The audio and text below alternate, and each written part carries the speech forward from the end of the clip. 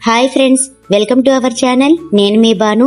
ఈరోజు వీడియోలో స్కూల్కి వెళ్ళే పిల్లలకి ఎనర్జీనిచ్చి చురుగ్గా ఉండటానికి, రక్తం తక్కువగా ఉన్న వారికి రక్తం పట్టడానికి, ప్రోటీన్ ఎక్కువగా ఉండే రాజ్మా గింజలతో పులావ్ తయారు చేసుకుందామండి. నేను రెడ్ కలర్లో ఉండే రాజ్మా గింజల్ని తీసుకున్నానండి.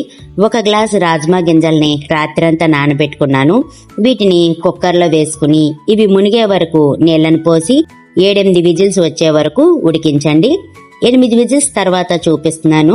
ఇవి చక్కగా ఉడికాయి.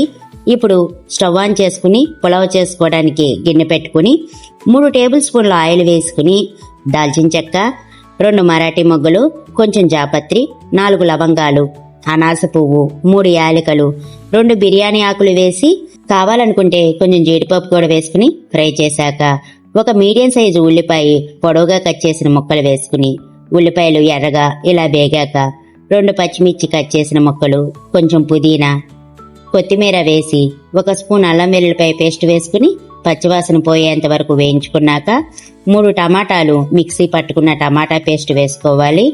టమాటాలను వాటర్ అంతా పోయి పేస్ట్ అంతా దగ్గరకు వచ్చి నూనె పైకి తేలి కనిపించేంత వరకు ఫ్రై చేశాక మనకి రుచికి తగినంత సాల్టు, 1/4 టీ స్పూన్ పసుపు, 2 స్పూన్ల కారం, 1 స్పూన్ గరం మసాలా వేసుకుని మసాలాలన్నీ 1 నిమిషం పాటు ఫ్రై చేశాక నేను 2 గ్లాసుల బాస్మతి రైస్ తీసుకున్నాను. 2 గ్లాసుల బాస్మతి రైస్కి 3 గ్లాసుల నీళ్లను పోసుకోండి. నాకు రాజ్మా ఉడికించిన వాటర్ 1 గ్లాసు వచ్చాయి.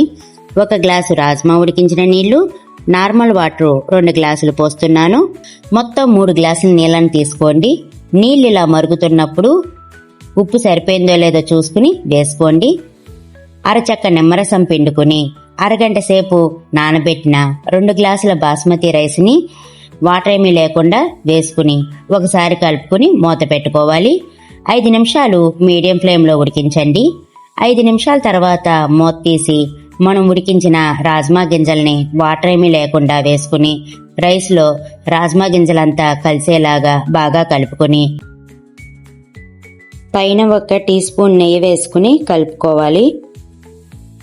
మూత పెట్టి లో ఫ్లేమ్లో 5 నిమిషాలు ఉడికించండి.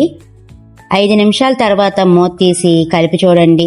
రైస్ ఏమీ తడేమీ లేకపోతే గనక మనకి రాజ్మా పులావ్ రెడీ అయినట్టేనండి.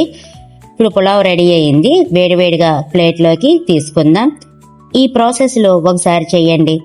తినే కొద్దీ తినాలనిపించే రుచితో ఇంట్లో వాళ్ళందరూ ఆ రోజు 4 ముద్దలు ఎక్కువగా తినేస్తారు. ఈ పులావు పెరుగు రైతాతో గాని ఉల్లిపాయ నంచుకుని తింటే చాలా బాగుంటుందండి.